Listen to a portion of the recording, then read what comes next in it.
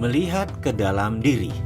Coba kita merenung sebentar, coba Anda melakukan hal yang biasa disebut dengan istilah inward looking atau melihat ke dalam diri. Bisakah Anda menceritakan bagaimana selama ini uang datang kepada Anda? Bisakah Anda mengenal pola uang datang ke Anda? Ada berapa cara uang datang ke Anda? Mungkin agar lebih cepat saya bantu dengan pertanyaan. Apakah uang Anda diperoleh dengan bekerja? Atau diberi orang tua Anda? Atau diberi oleh suami? Atau diberi oleh pasangan hidup Anda? Atau dari hasil usaha sendiri? Atau dari dagang? Atau dari gaji? Atau dari meminta kepada orang lain? Apapun itu. Sewaktu Anda melanjutkan video ini, mungkin ada di antara Anda yang sudah lelah dengan masalah keuangan. Sudah capek dengan ketergantungan kepada orang lain. Serta sudah tidak bisa lagi mencari cara untuk menutupi semua kewajiban yang terus meningkat setiap bulan, setiap harinya, setiap tahunnya. Dan mungkin Anda setuju bahwa Anda memilih untuk menyudahi masalah finansial ini. Anda memilih bertanggung jawab atas apa yang terjadi di depan Anda. Anda memilih untuk menyetop ketergantungan kepada orang lain. Anda memilih menjadi pribadi yang menang. Anda memilih untuk menjadi bagian dari solusi. Tidak ada yang namanya keunggulan. Yang ada hanyalah pengulangan. Misalnya, sekarang kita bayangkan. Misalnya ya, ini hanya pelajaran untuk memberikan pemahaman terhadap persepsi Anda. Bayangkan ada seorang perempuan cantik berdiri di dekat halte, dekat jembatan Semanggi di Jalan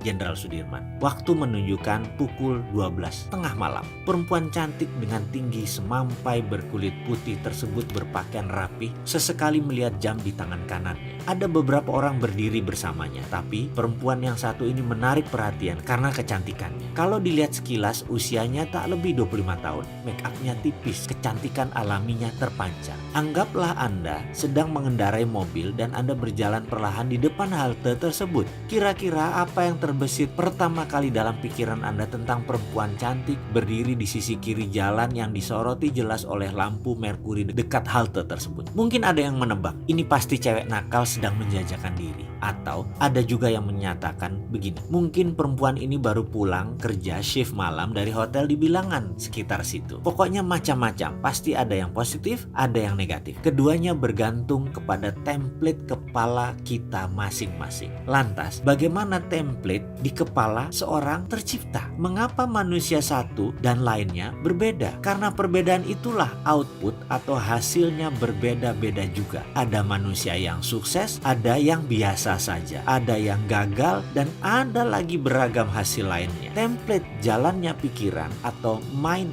map tercipta karena sesuatu yang berulang-ulang terjadi dalam perjalanan hidupnya. Misalnya seseorang yang membaca koran lampu merah, atau dulu ada namanya pos kota, atau isi berita yang selalu negatif. Walaupun berita-berita tersebut merupakan fakta, tetapi kalau setiap hari dijejali dengan berita maksiat, kriminal, bisa dibayangkan seperti apa template orang yang kira-kira selama 5 tahun kalau dia baca dan yang diperoleh adalah hal-hal seperti itu. Di sisi lain, apa yang terjadi jika seseorang membaca koran, majalah bisnis, buku self-improvement selama 5 tahun? Template seperti apa yang dia miliki? Jika sekiranya kedua orang tersebut berjalan bersama dalam mobil, lalu melihat fenomena wanita cantik tadi, apakah Anda menebak apa isi kepala masing-masing kedua orang itu? Bagaimana? Inginkah mengubah dasar pemikiran Anda? Dalam memutar roda, selalu ada yang memberatkan. Sama halnya dalam melakukan perubahan mindset ini. Maka, selain keyakinan-keyakinan lingkungan yang mempengaruhi, ada juga hal yang harus Anda jaga setelah melakukan perubahan. Jika ini tidak dijaga, Anda akan kembali lagi menjadi diri Anda yang lama. Sebagaimana Anda tahu, pandangan dan reaksi Anda terhadap kejadian dalam hidup ditentukan oleh dasar-dasar pemikiran Anda. Dasar pemikiran tersebut merupakan keyakinan-keyakinan, pendapat-pendapat, dan kesimpulan-kesimpulan yang Anda tarik sebagai masukan dari pengalaman Anda yang Anda terima sejak kecil. Hal-hal tersebut membentuk self-concept. Seberapa Anda yakin tentang diri Anda, inilah filosofi hidup Anda. Semakin kukuh dasar pemikiran tersebut, semakin yakin Anda dengan kebenarannya. Pada akhirnya, dasar inilah yang menjadi pengendali apapun yang Anda lakukan, yang Anda kerjakan, dan yang Anda rasakan. Jika Anda yakin Anda adalah orang yang penuh dengan talenta dan semangat, ramah, populer, sehat, serta memiliki kehidupan yang indah, dasar-dasar pemikiran ini